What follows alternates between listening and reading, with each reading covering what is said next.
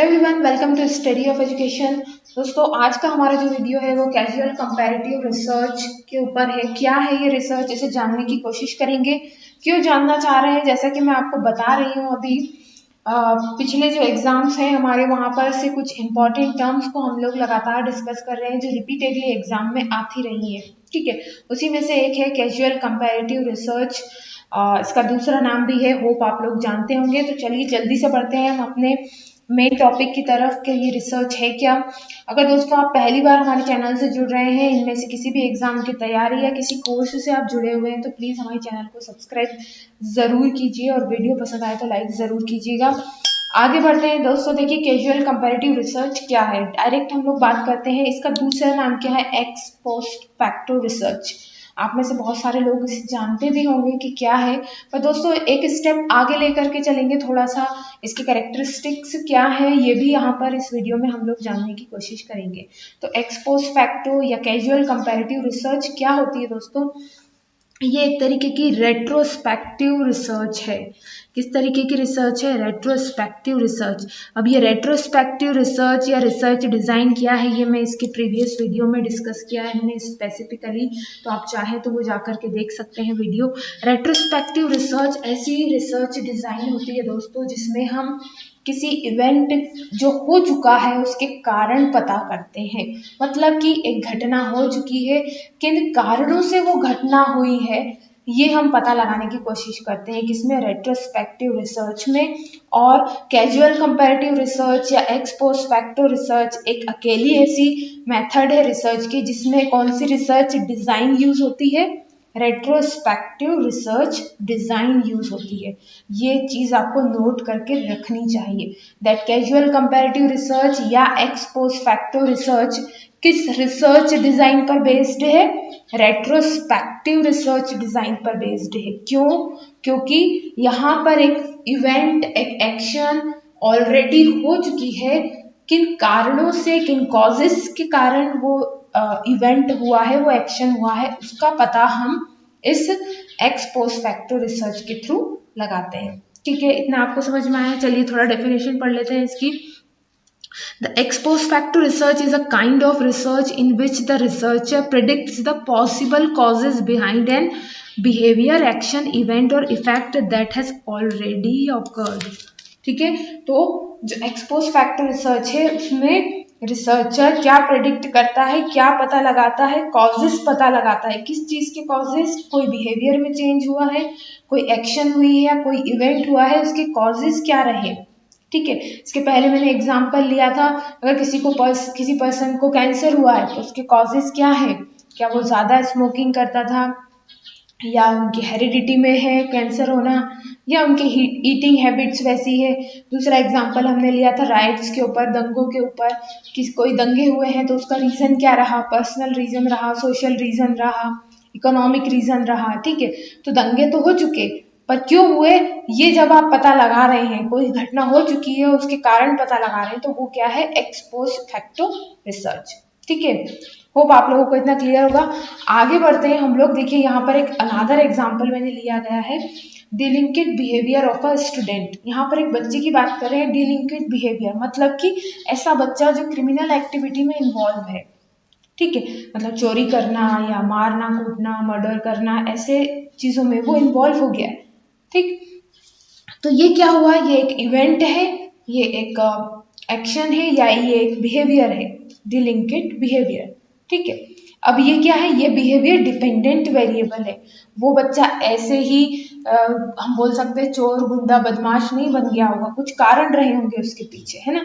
तो कौन कौन से कारण रहे, क्या कॉजेज रहे उसके, फैमिली हिस्ट्री या तो उसकी ऐसी है, मतलब अपने घर परिवार में वो शुरू से ही ऐसी चीजें देखता आ रहा है, या पीयर इफेक्ट, मतलब कि उसके जो दोस्त थे उसकी संगति इस तरीके की हो गई थी कि वो बिहेवियर में क्रिमिनल बन गया, नेबरहुड उसका ऐसा है, या उसकी सोसाइटी इस तरीके की थी, या उसके स्कूल में उसका स्कूल का इन्वॉल्वमेंट ऐसा था, ऐसी जगह पर था, या उसके स्कूल में स्ट्रिक्टनेस नहीं थी। ठीक है, तो ये सारे कारण हो सकते हैं, या इनमें से कोई एक कारण हो सकता है कि बच्चा डिलिंक्विट बिहेवियर का निकल गया है। ठीक है, तो यहाँ पर क्या हुआ, डिलिंक्विट बिहेवियर क्या हो गया, डिपेंडेंट वेरिएबल हो गया। ये इसका बिहेवियर किस पे डिपेंड करता है, फैमिली हिस्ट्री के ऊपर, पीयर इफेक्ट के ऊपर, नेबरहुड या स्कूल पर डिपेंड कर सकता है। तो ये चारों क्या हो गए, family history, peer effect, neighbourhood और स्कूल, इंडिपेंडेंट वेरिएबल हो गए। ठीक है, ये बात समझ में आ रही है आपको। चलिए आगे बढ़ते हैं। देखिए सेम एग्जाम्पल यहाँ पर लिखा हुआ है, if a child is delinquent then in order to find the basic reason behind such delinquency the researcher would try to find out the various causes that has occurred and the many possibilities that could have contributed to concerned delinquent behavior। तो एक बच्चा जो है delinquent behavior का हो चुका है, क्या कारण रहे उसके पीछे ये पता लगाना, ये मेथड ऑफ रिसर्च क्या कहलाती है, एक्स पोस्ट फैक्टो रिसर्च कहलाती है। ठीक है, कुछ हो चुका है उसके रीजन का पता लगाना। ठीक, चलिए आगे बढ़ते हैं। तो इससे हम कंक्लूड क्या करते हैं, thus an ex post facto research can be defined as an empirically based investigation. ठीक है, एक प्रैक्टिकल इन्वेस्टिगेशन है which does not involve the researcher's direct control over the independent variable because they have already lead to the effect. अब देखिए यहाँ पर जो researcher है उसका इंडिपेंडेंट वेरिएबल पे, मतलब कि जिन्होंने जो कारण रहे हैं, स्कूल का इन्वायरमेंट, घर का इन्वायरमेंट या दोस्तों की संगति, इनमें से किसी पर भी रिसर्चर का कंट्रोल नहीं है। सिर्फ और सिर्फ उसको जाके इन्वेस्टिगेट करना है, प्रैक्टिकली जाकर के पूछना है, ऑब्जर्व करना है, पता लगाना है कि ये जो बच्चा इस बिहेवियर का निकला है इसके पीछे रीजन क्या क्या हो सकते हैं। ठीक है, तो एक्स पोस्ट फैक्टो रिसर्च में रिसर्चर का इंडिपेंडेंट वेरिएबल पर कोई डायरेक्ट कंट्रोल नहीं होता है। ठीक है, नाउ नेक्स्ट है the conclusion regarding the relationship between the variable are inferred without intervening और वेरिंग द इंडिपेंडेंट और डिपेंडेंट वेरिएबल। तो क्योंकि जो होना था वो तो हो चुका, इवेंट जो घटना होनी थी वो हो चुकी, कैंसर हो चुका स्मोकिंग करने से। ठीक है, तो अब आप सिर्फ क्या कर सकते हैं, इन्फर कर सकते हैं कॉज और इफेक्ट के बीच में। ठीक है, कि भाई इस इवेंट या इस इफेक्ट का ये रीजन रहा है, बस आप कंक्लूड कर सकते हैं और इसमें आप कुछ भी अपनी थॉट्स या कह सकते हैं इंटरवीनिंग इसमें आप नहीं कर सकते, कोई चेंज नहीं कर सकते।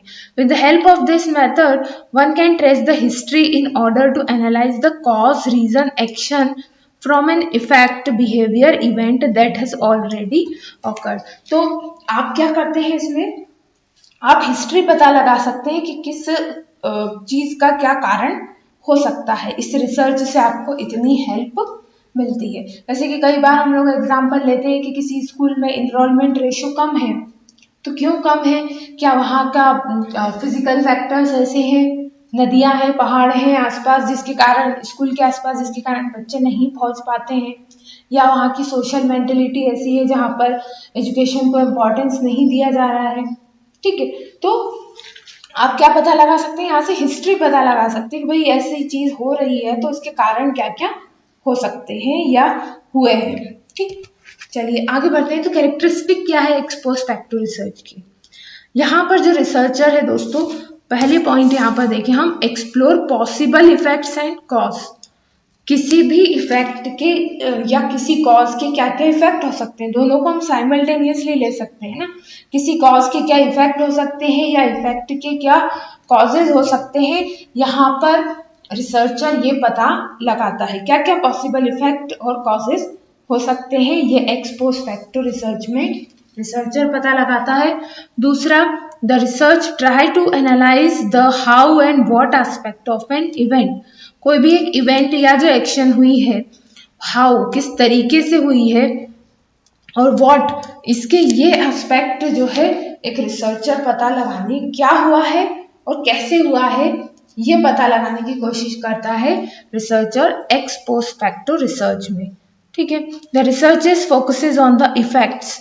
इफेक्ट के ऊपर रिसर्चर का ज्यादा ध्यान रहता है क्योंकि कॉजेस तो अपना काम कर चुके हैं, अब इफेक्ट क्या आया है उसका ये देखना है। ठीक है, Now, the behavior, action, event and treatment or the independent variable of the research cannot be manipulated or changed. जैसा कि मैंने अभी आपको बताया कि रिसर्चर का इंडिपेंडेंट वेरिएबल के ऊपर, कॉजेज के ऊपर कोई भी कंट्रोल नहीं होता है, क्योंकि उन कॉजेज को जो इफेक्ट डालना था वो डाल चुके। अब बस आपको ये देखना है कि भाई इस कॉज के कारण ये इफेक्ट हो सकता है। अगर खराब खाना खाएंगे, पैकेज्ड फूड खाएंगे तो it may lead to cancer, excess smoking may lead to cancer. ठीक है, तो बस आप ये पता लगा सकते हैं कि इन इंडिपेंडेंट वेरिएबल के कारण ये इफेक्ट पड़ा है, पर अब आप उसमें कोई भी चेंज या मैनिपुलेशन नहीं कर सकते। तो ये थे दोस्तों characteristic of expose factor research. Hope आप लोगों को ये टॉपिक समझ में आया होगा, ये कॉन्सेप्ट समझ में आया होगा। अगले वीडियो में मिलते हैं एक नए टॉपिक, एक नए कॉन्सेप्ट के साथ।